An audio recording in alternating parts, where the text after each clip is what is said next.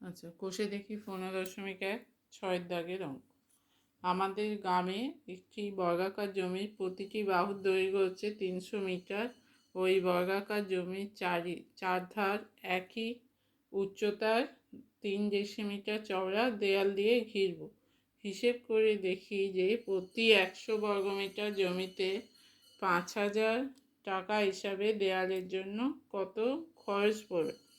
প্রথমে কি বার করতে হবে? দেয়ালের ক্ষেত্রফল বার করতে হবে। একটা বর্গাকার জমি আছে, তার চারিধার 3 ডেসিমিটার চওড়া দেয়াল দিয়ে ঘেরা হবে। তাহলে দেয়াল আমাদের ভেতর দিকে হবে। তাহলে এখানে বাইরের বর্গক্ষেত্রটার দৈর্ঘ্য হচ্ছে 300 মিটার, এই দেয়ালটা হচ্ছে 3 ডেসিমিটার চওড়া। তাহলে দেয়ালের ক্ষেত্রফল হবে এই অংশটা, সরু অংশটা হচ্ছে দেয়ালের ক্ষেত্রফল। সরু অংশটার ক্ষেত্রফল মানে কি? এই বাইরের বর্গক্ষেত্রের ক্ষেত্রফল মাইনাস ভেতরের বর্গক্ষেত্রের ক্ষেত্রফল। আচ্ছা, বাইরের জমির ক্ষেত্রফল কত? জমির ক্ষেত্রফল হচ্ছে 300 স্কোয়ার বর্গমিটার। বাহুর দৈর্ঘ্য হচ্ছে 300, তাহলে এই বাহুর দৈর্ঘ্য বাইরেরটা হচ্ছে 300 হলে তার ক্ষেত্রফল হবে, বর্গাকার জমিটার ক্ষেত্রফল হচ্ছে 300 স্কোয়ার। আচ্ছা, এবার দেয়াল বাদে বাকি জমিটার দৈর্ঘ্য কত? এখানে 3 মিটার করে 3 ডেসিমিটার করে দেয়াল, চওড়া দেয়াল আছে।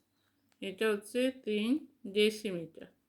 তাহলে হচ্ছে ডেসিমিটারটাকে মিটার করলে 0.3 মিটার।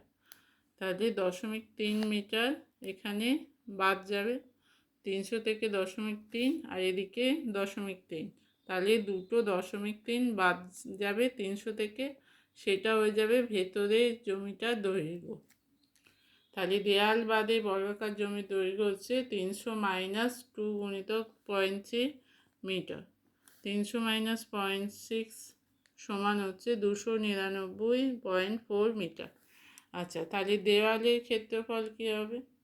এবার ভেতরে বর্গাকার জমির ক্ষেত্রফল হচ্ছে, বাহুর দৈর্ঘ্য হচ্ছে 299.4, তাহলে ক্ষেত্রফল হচ্ছে 299.4 স্কোয়ার। তাহলে দেয়ালের ক্ষেত্রফল হবে 300 স্কোয়ার মাইনাস 299.4 স্কোয়ার। এটা A square minus B square, A plus B, 300 plus 299.4 into 300 minus 299.4। তাহলে এইটা যোগ করে হচ্ছে 599.4 গুণিতক 300 থেকে 299.4 বিয়োগ করে হচ্ছে 0.6। এইটা গুণ করলেও হবে 359.64 বর্গমিটার। আচ্ছা, দেয়ালের জন্য খরচ হবে 100 বর্গমিটারে 5,000 টাকা খরচ হয়। তাহলে 1 বর্গমিটারে হচ্ছে 5,000/100, কাটাকুটি করে 1 বর্গমিটারে খরচ হবে 50 টাকা।